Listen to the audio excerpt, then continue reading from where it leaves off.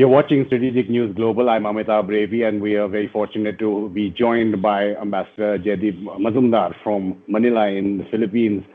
Ambassador, thanks so much for giving us your time. I know you're in between two phases of repatriation, but just to recap what happened in the first phase, I do believe it was about 5 flights. Can you give us a little bit more of how many Indians were actually evacuated, how many Indians have registered with the mission? Yes, thank you for having me. We've just completed our first phase of evacuation of Indians, as you mentioned, and these were 5 flights every day for 5 days. They included Mumbai, Delhi, Hyderabad, Chennai, and Ahmedabad. So we are through with that until the 14th of this month, and then from the 19th we start another phase of flights. We have in our registry about 7,000 Indians in the Philippines who wish to travel back to India. And so we are addressing them in a phased manner. The most urgent cases first, and also the largest concentration, because every flight goes to a single city, and those passengers usually cannot go to other states from that city. So we try to match the city, the residents of the city with that flight.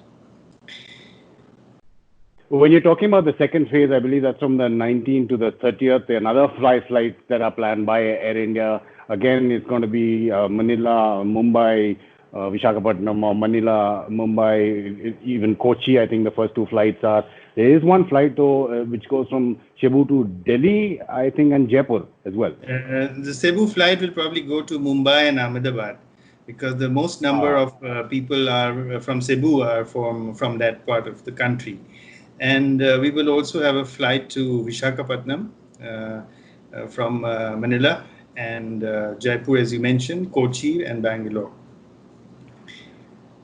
The first phase, you were talking about 7,000 have registered to come back. Now, explain to us the challenges, especially since it's been such a strict lockdown in the Philippines. Right.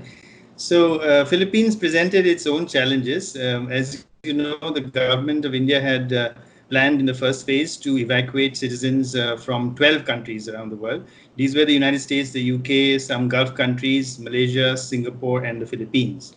Now, the Philippines was the only country that does not have a presence of Air India.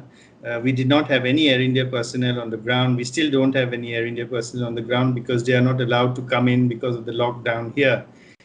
So we had to manage the embassy, which is already short-staffed because our local staff cannot come to office because of the lockdown here.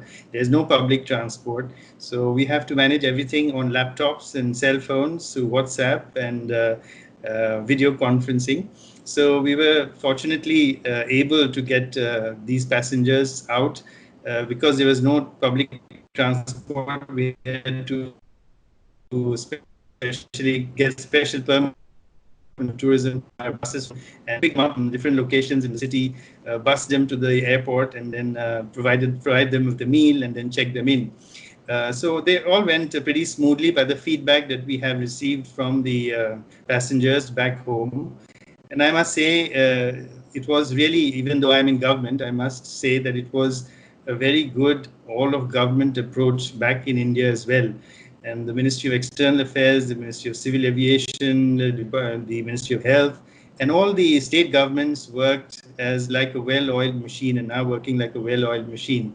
We have coordinators in the Ministry of External Affairs for each state. So once the passengers land, how to take care of them, how to shift them to their quarantine locations, it has so far worked quite smoothly. Like you're saying, Air India doesn't have staff there and is not allowed because of the lockdown. What they're doing, not just in the Philippines, but around the world, is exemplary.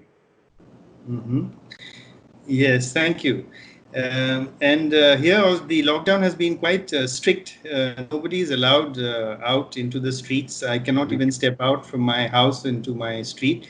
I can only take my ambassador's car and go to the airport or to go to the embassy now and then. But most other staff cannot do that either. So we have to all work from remote locations. And even to buy essential products like groceries and medicines, every household is just given one pass, and that person can go and pick up the stuff. You were talking about the feedback that you've received, and I've seen on social media as well. People are posting all the thank you messages. In spite of that lockdown, like you're saying, you had to use your diplomatic car. You've traveled to the airport when the Indian nationals have been coming back. You've met them, reassured them. You've been on the flights, and we've seen them all clapping while you've been there. You've even been involved in the food packages or the lunches while they wait. So, but it's been a team effort by the mission itself, I think. Absolutely, and I must say, all my officers have really risen manfully to the task, and womanfully, because I have a fair number of women officers as well who have done extremely well. And it's been this is only the like the end game of it all, because over the last 2 months of the lockdown, all the stranded Indians we have reached out to on a regular basis. One of my officers, there was a family with a 5-year-old who had practically nothing. They had no money. They were stranded here. We have put them up in a gurudwara. The gurudwaras have been extremely kind to take in stranded Indians. But the child was quite inconsolable for the first few days. He had nothing to do. He was in a strange land. And so one of my officers sent toys and coloring books of her child to this. So we've been reaching out to each of them and consoling them, giving them strength, and also supplying sometimes food, medicines, hand sanitizers and masks to thousands of students who are also stranded over here. So this evacuation is actually we look at it as the end game of this 2.5 month exercise that we have been doing. And like I said, it's very satisfying to do it. I can assume, just imagine what the whole mission has been through. Again, when I'm talking about the videos that we've seen of you, mission staff, there's somebody called Mishraji who keeps getting, who repeatedly thanked for that. Tell us a little bit more about him, that he's been named. Right. He's a consular officer, so the main contact point for everybody who is stranded. And he's been doing an outstanding job. When you talked about the strict lockdown, just explain a little bit more, because we do know that India is one of the strictest, but is Philippines the most strict now? 11 weeks it's going to be a lockdown that President has announced, possibly longer than even one. Over 800 deaths have been reported, and testing, again, like in India, is a bit low. But just explain to people in India and anybody around the world who's watching what the situation really is in the Philippines. Mm-hmm. So as you mentioned, the number of deaths itself is not very high, just crossed 800. In a population of, you must remember, Philippines is the 12th most populous country in the world with a population of 110 million. So 800 deaths, about 11,000 affected patients. The daily growth of cases is in the region of 250. It has been in the region of 250 for the last 1 month or so. So you might say that the curve has flattened in the Philippines, but this they have been able to do with quite draconian measures. They started the lockdown, what they call the enhanced community quarantine from the 15th of March. So it's already been 8 weeks now, and it has further been extended 2 more weeks until the end of May. This is in the Metro Manila area, which comprises of 17 cities of Manila in the National Capital Region, as well as Cebu and Davao and a few other places around Manila. The rest of the country is largely free of coronavirus, principally because of the lockdown that was put on these metros quite early on. And as I mentioned, it has been strictly enforced. The streets are completely bereft of human beings or traffic. The legendary Manila traffic that we know so well about, it's actually quite a breeze to drive through the streets of Manila now. And by and large, people have been following it.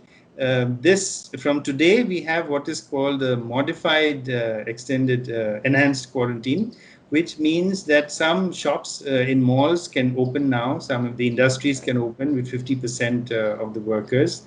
And I can step out of my gate and walk on the road with a mask if I wish to, or use my bike or run on the road. You're So talking that about is the legendary Manila, Philippines roads, but I mean the legendary Indian roads are also very similar to that. But is that's it a double whammy of sorts in terms of nature with the typhoon Wongfen? I think it's also called Ambo locally in the Philippines. Because how do you evacuate people in such large numbers and yet not keep them in confined spaces or in close proximity when there's a strict lockdown? Right. So the good thing was that the typhoon did not really hit Metro Manila or any of the areas which are under strict community quarantine. Most of the places where it hit in Samar and other islands are in the green zone, where there have not been any cases or very few cases. And of course, hundreds of thousands of people were evacuated and they had to be put in shelters in close proximity with each other. But fortunately, those are areas where there are very few cases, if at all, of coronavirus.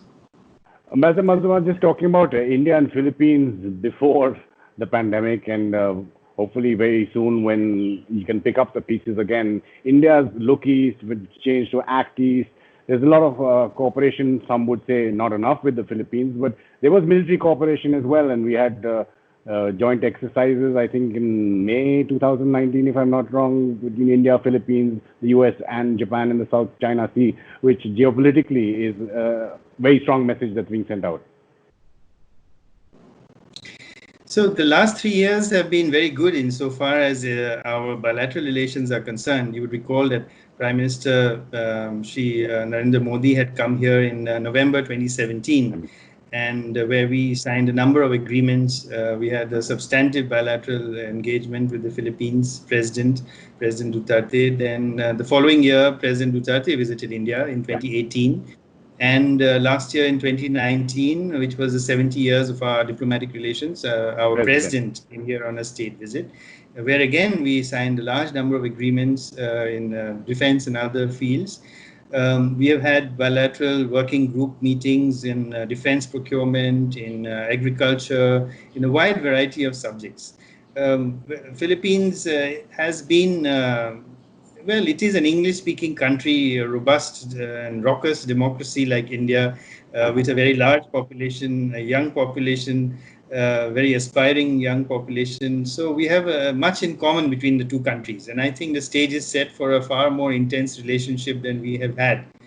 Every single major Indian IT company is present here. All our big pharma companies are here. The Tatas, the Mahindras, the TVS are all here. So the stage is set for far greater relations. Corporate India is looking at Philippines quite closely because it's a huge market, 110 million population. And in our defense area too, we have a lot of engagement. In the first ever visit of the defense minister of the Philippines to India, we've had several agreements that were signed over the last 2 years, and we are exploring defense purchases by the Philippines from India. So all looks set for a far more intense relationship, and we were looking forward this year as well to some high-level visits, including at a very high level, and also our external affairs ministers visit here for our joint commission meeting, which is also overdue. So we will hope to plan all that in the second half of the year. That is, if it goes through, and nowadays you have joint commission meetings, even joint commission meetings which are being held virtually. I think it was Denmark that the external affairs minister had one with. But in terms of defense cooperation, say the exercises, naval exercises, is there anything in the offing planned again like in 2019? We don't have a naval exercise planned in 2019. There was in 2020. We have there was supposed to be a Western Pacific Naval Symposium to be held here, where our ships were supposed to be here as well, along with the naval chief. But that has now been postponed because of the fears of COVID-19. So, but I'm sure we will have such more events in the future. We use Philippines as a major staging ground for our aircraft and our naval ships and assets whenever we do military exercises in the Far East, whether with Russia or with the United States and Japan and Australia. So that relationship will continue.